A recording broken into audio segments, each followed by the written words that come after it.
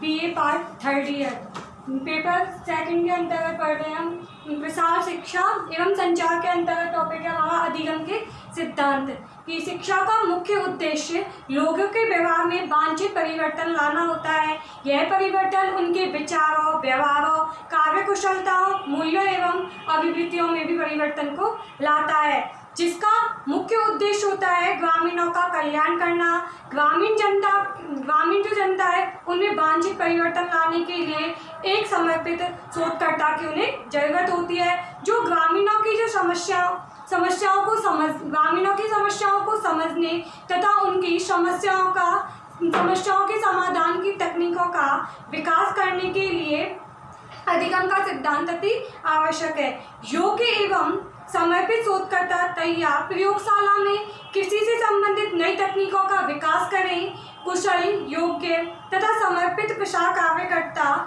जो ग्रामीणों की समस्याओं को समझे तथा उन समस्याओं को सुलझाने में उनकी मदद करे। और अधिगम का अर्थ होता है सीखना। सामान्य बोलचाल में अधिगम को सीखना कहते हैं। प्रत्येक व्यक्ति नई घटनाओं से कुछ न कुछ सीखता ही रहता है तथा उनके अनुरूप अपने व्यवहार में वांछित परिवर्तनों को लाता है। अतः अपने अनुभवों से लाभ उठाने की क्रिया को ही सीखना या अधिगम कहते हैं। सीखने की जो क्रिया होती है वह अत्यंत जटिल होती है। इस कारण इसका एक सर्वमान्य अर्थ होता है कि किसी अनुभव के द्वारा व्यवहार में परिवर्तन लाना। सीखने के बाद अपने व्यवहार में परिवर्तन लाना ही अधिगम कहलाता है। सीखने के जो फलस्वरूप यदि व्यवहार में कोई परिवर्तन नहीं आता तो उसे हम यदि सीखने के बाद हमारे व्यवहार में कोई परिवर्तन आता है तो उसे हम अधिगम कहते हैं। सीखने वाला व्यक्ति अपने स्वयं के प्रयासों से नई बातों को सीख सकता है। सीखने में शिक्षक का महत्वपूर्ण योगदान होता है। सिखाने वाले किस ढंग से शिक्षार्थी को सिखाता है या उनके व्यवहार में किस प्रकार से परिवर्तन को लाता है। अगर उनके सिखाने के बाद उनके व्यवहार में, कार्य कुशलता में परिवर्तन आता है तो वह अधिगम कहलाता है। अर्थात अधिगम के अनुभव नई समस्याओं को सुलझाने में और नई जो समस्या है उनको सुलझाने में अधिगम का महत्वपूर्ण योगदान होता है। अधिगम अनुभव एवं मानसिक प्रतिक्रिया होती है। व्यक्ति देखकर, सुनकर अथवा कार्य करके ही सीखता है तथा समस्याओं को सुलझाता है। पहले व्यक्ति सीखता है, समझता है, उसके बाद वह क्रियाओं को करने लगता है तो वह अधिगम और अपनी समस्याओं का समाधान भी उनसे पाता है तो वह अधिगम कहलाता है। सीखने की क्रिया तभी संपन्न होती है जब शिक्षार्थी कार्य को अपने आंखों से करते हुए देखता है और देखने और सुनने के बाद वह स्वयं उस कार्य को करता है। अब आता है अधिगम के नियम। प्रसिद्ध थॉर्नडाइक ने सीखने के मुख्यतः 4 नियम बताए हैं: तत्परता का नियम, अभ्यास का नियम, प्रभाव का नियम और संबंध का नियम। सबसे पहला आता है हमारा तत्परता का नियम।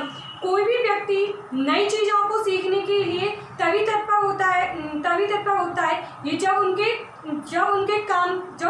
कोई चीज़ें उनके काम की बताई जा रही हो, उनके भविष्य में वह काम आए। वह जैसे मानसिक खेल, जब व्यक्ति कोई चीज़ करने के लिए ठान लेता है तथा नई चीज़ों को सीखता है, नई चीज़ों को सीखता है और नई चीज़ों को सीखने के बाद वह उनमें दृढ़ शक्ति यानी इच्छा शक्ति जागृत होती है और नई चीज़ों को सीखना ही वह अधिगम कहलाता है, तत्परता का नियम कहलाता है। सेकंड आता है हमारा अभ्यास का नियम। अधिगम के नियमों के अंतर्गत ही सेकंड है हमारा अभ्यास का नियम। शिक्षार्थी न केवल तत्परता से ही सीखता है बल्कि कि सीखी गई बातों को जब कोई बातें सीखी गई है उनको बार बार दोहराता है या अभ्यास करता है। यदि वह बार बार अभ्यास नहीं करता है तो यह सीखी गई बातें तो या तो जल्दी भूल जाता है। अभ्यास करने से कार्य क्षमता एवं कार्य कुशलता में वृद्धि होती है। अतः किसी काम को करने के बाद लगातार उस काम के करते रहना ही अभ्यास का नियम कहलाता है। फिर आता है अधिगम के नियम के अंतर्गत ही अगला प्रभाव का नियम। लोग किसी भी कार्य को बार बार तभी करते जब उन्हें मानसिक संतुष्टि या खुशी मिलती है। कोई संतोषप्रदक परिणाम या शांतिवर्धक शक्तिवर्धक होते हैं तथा कार्य करने के लिए व्यक्ति को ऊर्जा प्रदान करते हैं। यदि कार्य करने से व्यक्ति को सुख तथा संतुष्टि नहीं मिले तो वह काम को भी नहीं करेगा, क्योंकि कोई व्यक्ति यह नहीं चाहता कि वह जिस कार्य को वह कर रहा है उसमें उसे दुख मिले। अतः शिक्षक शिक्षार्थी को कार्यों का अवलोकन करके उनके प्रभावों के बारे में जानकारी होती है। तो ये था प्रभाव का नियम था। अगला आता है अधिगम के नियम के अंतर्गत ही संबंध का नियम। शिक्षक तथा शिक्षार्थी के मध्य मधुर संबंध स्थापित होना चाहिए। शिक्षक संबंधों के प्रत्यक्षीकरण में शिक्षार्थी का सहयोग करें। विभिन्न तत्वों के मध्यों में इनके संबंध हो सकते हैं, जैसे कारण प्रभाव का संबंध है, ज्ञात अज्ञात का संबंध है, नए पुराने का संबंध, विशिष्ट सामान्य संबंध। जब कोई भी नई बातें सिखाई जाती हैं तो यह शिक्षार्थी के पृष्ठभूमि से, उसकी परिस्थिति से, उनके रहन सहन के स्तर के न किसी से संबंधित होना आवश्यक है। तभी वे सीखी गई बातों को अपने जीवन में उतारते हैं तथा उनका उपयोग भी करते हैं। और अधिगम के मुख्य प्रकारों में पहला है शर्तों द्वारा सीखना, जिनमें उच्च कोटि का अधिनियम, बाद से संबंधित नियम, मौखिक अधिनियम, क्रियात्मक अधिनियम, प्रत्यक्ष दृष्टिगोचर अधिनियम, अभिव्यक्ति अधिनियम या समस्यात्मक अधिनियम। और फिर अगला आता है हमारे अधिगम को प्रभावित करने वाले प्रकार। अधिगम सीखने की क्रिया उसको निम्नलिखित कारक हमारे प्रभावित करते हैं, जिसमें आता है पहला सीखने के उद्देश्य। सीखने के उद्देश्य शिक्षार्थी किसी चीज को क्यों सीख रहा है उसके बारे में उसे सारी जानकारी पता होना अत्यावश्यक है। यदि उसे कोई जानकारी पता नहीं है तो वह सीखने में कोई रुचि उत्पन्न नहीं करता और सीखने की क्रिया जो है सफलतापूर्वक संपन्न नहीं हो पाती। इसलिए शिक्षार्थी को जो चीज़ें बताई जा रही हो उनके काम से संबंधित है या नहीं उसके बारे में उसे पूर्ण रूप से जानकारी का होना अत्यंत आवश्यक है। अधिगम के अंतर्गत अधिगम के प्रभावित करने वाले कारकों में ही हमारा सेकंड पॉइंट आता है सीखने की क्षमता। हर एक व्यक्ति में सीखने की क्षमता अलग अलग, यानी जितने भी व्यक्ति हैं उनके सीखने समझने की क्षमता सब में अलग अलग होती है। कुछ लोग तीव्र बुद्धि वाले होते हैं तो वह चीज़ें को जल्दी सीख लेते हैं, तथा कुछ कम बुद्धि वाले होते हैं तो वह चीज़ों को देरी से सीखते हैं। असामान्य बुद्धि वाले व्यक्ति उन चीज़ों को देरी से करते हैं तथा देरी से सीखने के बाद देरी से उन चीज़ों को करते भी हैं। फिर आता है अगला पॉइंट हमारा आकांक्षा का स्तर। किसी भी कार्य की सफलता कार्य करने वाले की अभिव्यक्ति, इसकी इच्छा तथा विश्वास पर निर्भर करती है। उनकी अभिव्यक्ति, उनकी जो इच्छा है और उनका विश्वास है, जब उनका विश्वास है तो वह उन चीज़ों पर भी निर्भर करती है। यदि व्यक्ति में कार्य के प्रति निष्ठा तथा विश्वास होगा तब वह उन चीज़ों को इतनी ही जल्दी ही सीख लेता है। अगर उनके पास किसी कार्य करने में उनके पास विश्वास है, इच्छा शक्ति जागृत होती है तो वह उन कार्यों को से जल्दी कर लेता है। अंततः वह नई क्रियाओं को, अगर उनमें विश्वास है, इच्छा शक्ति जागृत नहीं है तो वह उन कार्यों को सीखने में रुचि नहीं लेता है। फिर आता है अगला सीखने वाले की आयु तथा सामाजिक स्तर। सीखने की जो क्रिया है उम्र तथा सामाजिक स्तर पर भी निर्भर करती है। 15 से और 25 वर्ष की जो 15 से और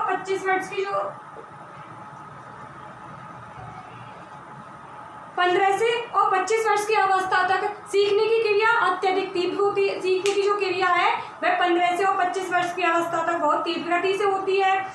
और कुछ प्रौढ़ लोग भी जल्दी नई नई बातों को भी सीख लेते हैं। प्रौढ़ लोग यानी युवा अवस्था के लोग भी नई नई बातों को जल्दी से सीख लेते हैं। सामाजिक रूप से सुरक्षित व्यक्ति कार्यों को जल्दी से सीखता है और वृद्धावस्था जो होती है वह इसमें सीखने की क्रिया तो काफ़ी मंद गति से हो जाती है, क्योंकि उनका शारीरिक विकास है जो है क्षीण हो जाता। शारीरिक मानसिक संवेगात्मक जितने भी विकास हो उनके क्षीण हो जाते हैं वृद्धावस्था के अंतर्गत। फिर अधिगम के प्रभावित करने वाले कारकों में अगला ही पॉइंट है हमारा भौतिक वातावरण। भौतिक वातावरण भी अधिगम की क्रिया को महत्वपूर्ण ढंग से प्रभावित करते हैं। यदि वातावरण सुखद, शांतिपूर्ण तथा आरामदायक होता है तो व्यक्ति बातें जल्दी सीखता है। यदि इसके विपरीत वातावरण वातावरण यानी अधिक गर्मी है या अधिक सर्दी है, बरसात है, कोई पर विकट परिस्थितियाँ होती हैं तो उस परिस्थिति के अंतर्गत व्यक्ति कार्य को देरी से सीखता है, यानी सीखने में भी रुचि उत्पन्न नहीं करता है। फिर अगला आता है शिक्षार्थी की समझ। यदि शिक्षार्थी यह समझ लेता है कि वह नई बातों को क्यों सीखता है, उससे उसे क्या लाभ होता है, तब वह उन चीज़ों को जल्दी ही सीख लेता है। यानी कि उनके जो कार्य किया जा रहा है उसके बारे में उन्हें पूर्ण रूप से जानकारी होगी तो वह उनमें कार्य करने के अंतर्गत उसमें रुचि भी लेता है। यदि इसके विपरीत यदि उन्हें कोई भी जानकारी उन्हें प्राप्त नहीं है तो वह कार्य को करने में रुचि नहीं लेता, ना ही सीखने में वह रुचि लेता है, सीखने में रुचि लेता है। अब आता है अधिगम की स्थितियाँ।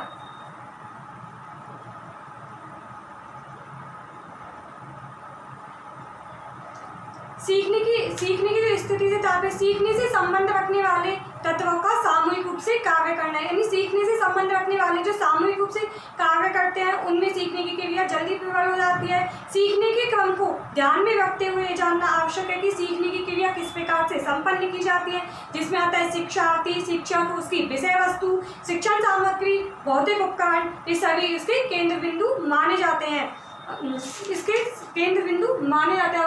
अधिगम की प्रक्रिया। सीखने की जो क्रिया है शिक्षार्थी के मन मस्तिष्क के भीतर ही होती है। वह अपने मन और मस्तिष्क के द्वारा इन कार्य को करता है। अगर किसी कार्य को करने में मन लगता है तो वह उस कार्य को पूर्ण रूप से जल्दी कर लेता है। अगर किसी कार्य को करने में किसी शिक्षार्थी का मन नहीं लगता तो वह कार्य को देरी से करता है या कार्य को बीच में ही छोड़ करके चला जाता है। ये तो अधिगम के सिद्धांत, जिसमें अधिगम का अर्थ होता है बड़ा सीखना, जिसमें पढ़ा था अधिगम के नियम। नियम के अंतर्गत पहला तत्परता का नियम, अभ्यास का नियम, फैलाव का नियम और संबंध का नियम, और अधिगम को प्रभावित करने वाले कारकों को भी पढ़ा। फिर आता है अधिगम की प्रक्रिया के अंतर्गत ही हमारे 5 मिनट, जैसे ध्यान आकर्षण। किसी व्यक्ति किसी चीज़ को सीखता है तो शिक्षार्थी का उनके ऊपर पूर्ण रूप से ध्यान का आकर्षण होना अत्यंत आवश्यक है। फिर रुचि का महत्वपूर्ण स्थान है। किसी कार्य को करने में व्यक्ति की रुचि और पसंद का होना अत्यंत भी आवश्यक है।